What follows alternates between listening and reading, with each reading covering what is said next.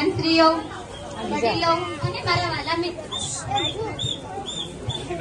મારું નામ પત્ની ઉમેશા છે અને હું ધોરણ 8 માં અભ્યાસ કરું છું. આજે કન્યા કેળવણી મહોત્સવ અને શાળા પ્રવેશોત્સવ 2025-26 ના આ શુભ પ્રસંગે મને વ્યસન મુક્તિ વિશે કંઈક કહેવાનો મોકો મળે છે તેનો મને ખૂબ જ આનંદ છે. મિત્રો, આપણે જાણીએ છીએ કે વ્યસન એક એવી બુરી આદત છે જે આપણા જીવનને બરબાદ કરી નાખે છે. તમાકુ, દારૂ, ગુટકા, સિગારેટ જેવા વ્યસનો આપણા શરીરને અંદરથી ખોખલું કરી નાખે છે. વ્યસન કરનાર વ્યક્તિ પોતાને જ નહીં પણ પોતાના પરિવાર અને સમાજને પણ નુકસાન પહોંચાડતો હોય છે.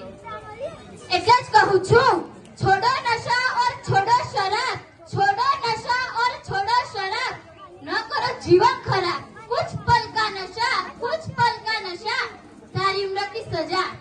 આજે નાના બાળકો પણ આ વ્યસનના શિકાર બની રહ્યા છે, જે ખૂબ જ દુઃખદ બાબત છે. મિત્રો, આપણે સૌએ ભેગા મળીને આ બધીને દૂર કરવી પડશે.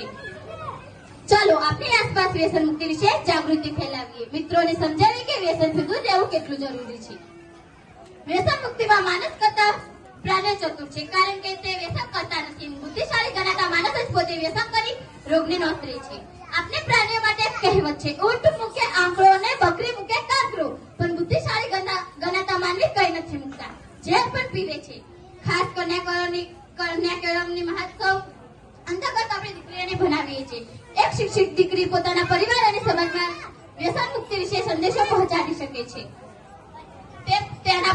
તે તેના ભાઈઓ, પિતા અને પતિને વ્યસનથી દૂર રહેવા સમજાવી શકે છે.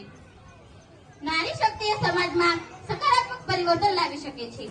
આજે જે નાના બાળકો આપણી શાળામાં પ્રવેશ કરી રહ્યા છે, તેમને આપણે નાનપણથી સારા સંસ્કાર આપીએ, તેમને વ્યસન મુક્તિ વિશે શીખ આપીએ. ચાલો આપણે પ્રતિજ્ઞા લઈએ કે આપણે પોતે ક્યારેય વ્યસન નહીં કરીએ અને બીજાને પણ વ્યસન કરતા રોકીશું. યાદ રાખો, વ્યસન મુક્ત જીવન એ સુખી અને સ્વસ્થ જીવનનો પાયો છે. આભાર.